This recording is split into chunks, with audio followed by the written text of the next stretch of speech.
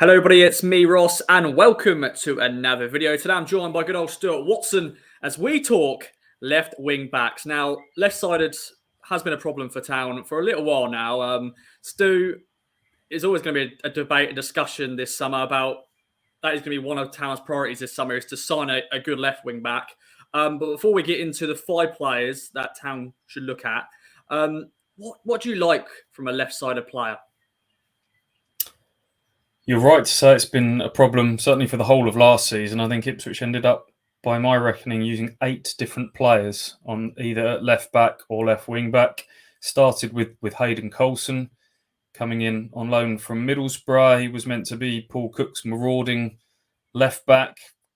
Injuries robbed us of the chance to see whether that would happen. And we ended the season, of course, with Dominic Thompson on loan from Brentford under Kieran McKenna. And in between those two, we had a mixture of Matt Penny, Burgess, Vincent Young, Clements, Kenlock, Tanassian played there a couple of times as well. So a real problematic position for Ipswich Town, which going back a few years wasn't really the problematic position, was it really? When we had Cresswell, Mings, even Knudsen, who was a pretty dependable player for Ipswich for a little while. So left side, in answer to your question, is it too much to ask for a left-sided Wes Burns? I mean, that is the ideal scenario here, isn't it? Assuming Kieran McKenna is going to stick with that 3-4-3 system, someone pacey, dynamic, direct that can just make sure Ipswich aren't so lopsided and maybe predictable to stop next season. Definitely, and there is a story on our website on the East Anglia Daily Times, 14 potential left-sided players that could solve that problem. But we've whittled it down to 5 players, Stu. Let's start off with a man that some Town fans will remember. Conor Grant was on loan a couple of years ago. Didn't play many games, and now at Plymouth. But Conor Grant, Stu. Yes, it's actually more than a couple of years ago. It's 2016. It feels it's actually going back a little way now, isn't it? He was a young Everton player, one of the many young Everton players that goes out year after year to a different club on loan. And Ipswich fans will remember him possibly as a central midfielder. I think he only played 6 games for Ipswich. It was the year after Mick McCarthy's side had finished in the playoffs. Things were just starting to tail off the following year. I'll be honest, I don't remember too much about Conor Grant from those 6 games, but since then he's found a permanent home in Plymouth and he's found a different position in left wing back. He's an ex-England youth international and he's scored 11 goals, 15 assists for Plymouth over the last 2 seasons in League One. He's a set-piece specialist and Ipswich certainly need one of those. And you just wonder if Plymouth, having been in the top 6 all season last year, really, really good season for the Pilgrims, but they just missed out on the playoffs, and you wonder whether some of their star players might be prized away. How often do you see a team just miss out and that team gets broken up a little bit? Kamara in midfield is one that's handed in a transfer request already. Conor Grant now heads into the final year of his contract. Might be one that Ipswich could look at. I liked when you said a set-piece specialist. And, of course, Town need that. So that is straight away a tick on his name for me, Conor Grant. The next player is very much at the start of his career, but he's a very high-rated player. You can watch his YouTube show reels and all that sort of stuff, and that is Alvaro Fernandez. Of course, at Manchester United, Kieran McKenna will probably know of him during his time there. What else do we know about him, my friend? Yeah, that's the first thing to say, isn't it? That both Kieran McKenna and Martin Pert, his assistant, will know all about the young players at Manchester United, having been youth team coaches at under 18 and under 23 level at Old Trafford. Alvaro Fernandez was at Real Madrid, and United is one of these that has changed big clubs for decent money at a very young age, and he's just been named Manchester United's under 23s Player of the Year. We talked about a left-sided Wes Burns. Alvaro Fernandez has got long, flowing Spanish locks. Maybe we could have maybe his hair sort of flapping in the wind down the left to mirror image of Wes Burns on the right. Look at his YouTube highlights reels. He looks like a player as you would imagine at Manchester United, technically very good on the ball, very comfortable on the ball. I've seen people refer to him as being mature beyond his years for 19, and he's obviously got something about him because he's been on the bench for Man United, I think, for the last 4 games of the season in the Premier League. Didn't get on to make his debut, but he's been right on the fringe of the first team, and normally that means a loan spell follows the following season. So what sort of level he will end up at next year, we don't know. I think in January there was talk about Championship clubs and La Liga 2 sides having a look at him. So might he skip League One level and play a little bit higher? Perhaps. But there's the McKenna factor at Ipswich Town. And so he is one on the list. He's at the young end of the scale at 19, but he has to be mentioned.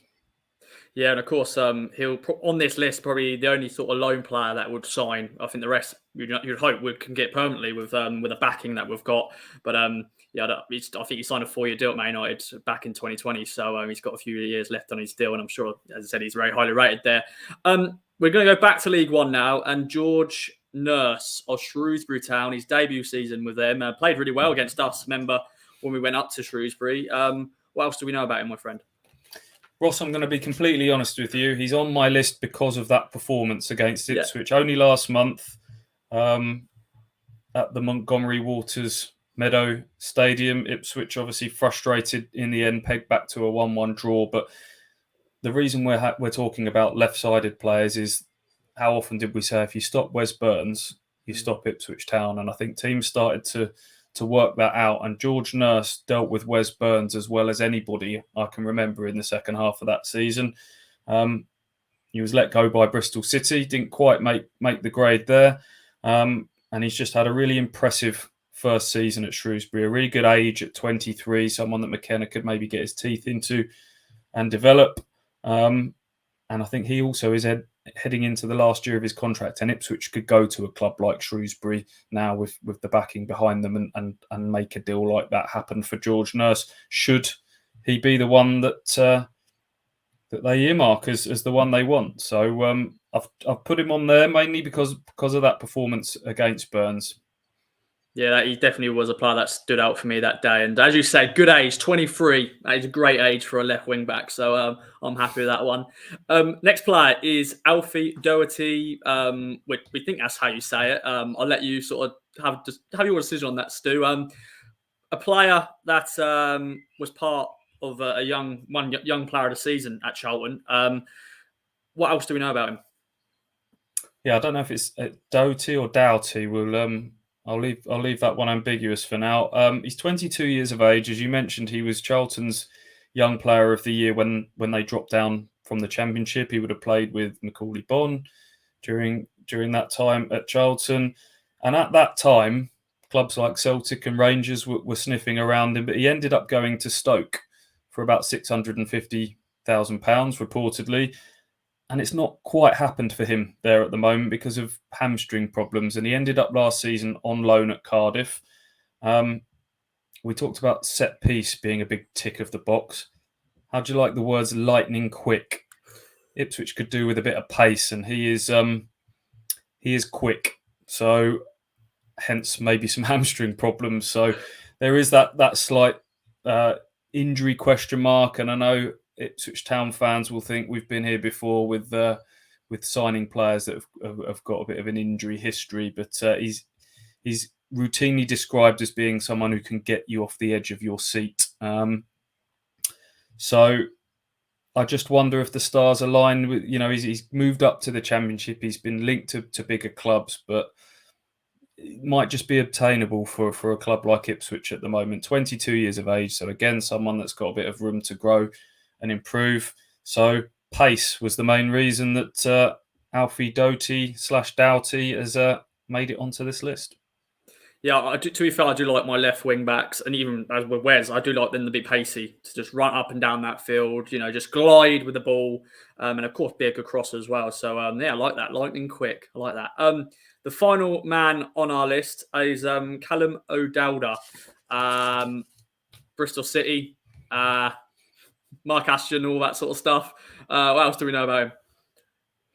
I think of all the 5 I've given you here, I think he'd be the one that interests me the most at the moment, because Alvaro Fernandez is clearly a talented young man, but Ipswich, is it a bit of a gamble? Who knows what he'd be like in his first season of senior football? Callum ODowda is 27 years old. I think that's the exact same age as Wes Burns. And there would be a bit of symmetry with Burns as well. As you mentioned, there's the Ashton overlap, not just at Bristol City, but also at Oxford.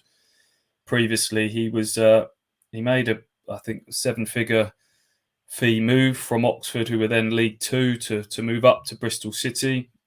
He's been a good servant for Bristol City over several years. I think he's got 20-odd caps for the Republic of Ireland.